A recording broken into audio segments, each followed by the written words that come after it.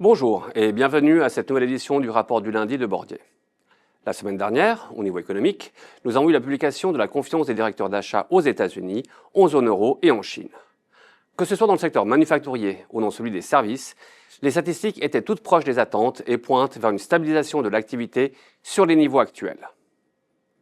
Aux États-Unis, l'attention s'est portée sur l'inflation PCE, qui est la mesure de la croissance des prix préférée de la Fed. L'inflation générale est en ligne avec les attentes et progresse de 2,3% sur un an.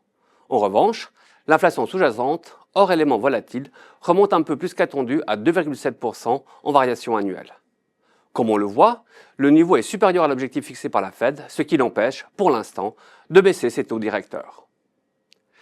La fin du conflit entre l'Iran, les États-Unis et Israël a fortement ravivé l'appétit au risque des investisseurs, favorisé par la chute de plus de 12% des prix du pétrole. Dès lors, les actions ont fortement progressé, de plus de 3% aux États-Unis et dans les émergents, et de plus de 1% en Europe. Les taux souverains à 10 ans ont reculé de 10 points de base en dollars américains, faisant remonter le prix des obligations de 0,8%.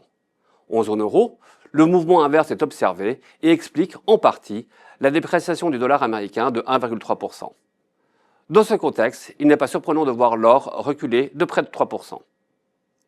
Même si écourtée en raison de la fête nationale américaine, la semaine sera chargée en publications économiques.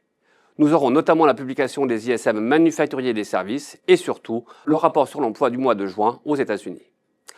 La loi budgétaire, la One Big Beautiful Bill, pourrait également être ratifiée par le Congrès d'ici vendredi. En zone euro, nous aurons la publication des chiffres d'inflation et des ventes de détail. Le secteur des paiements est un secteur qui connaît de nombreux changements, notamment en raison de l'innovation technologique. Cela étant, les barrières à l'entrée sont importantes et l'histoire récente démontre qu'une prime pour les leaders existants se justifie. C'est la raison pour laquelle nous sommes et restons investis dans Visa. C'est tout pour aujourd'hui, je vous remercie de votre attention et vous dis à la semaine prochaine.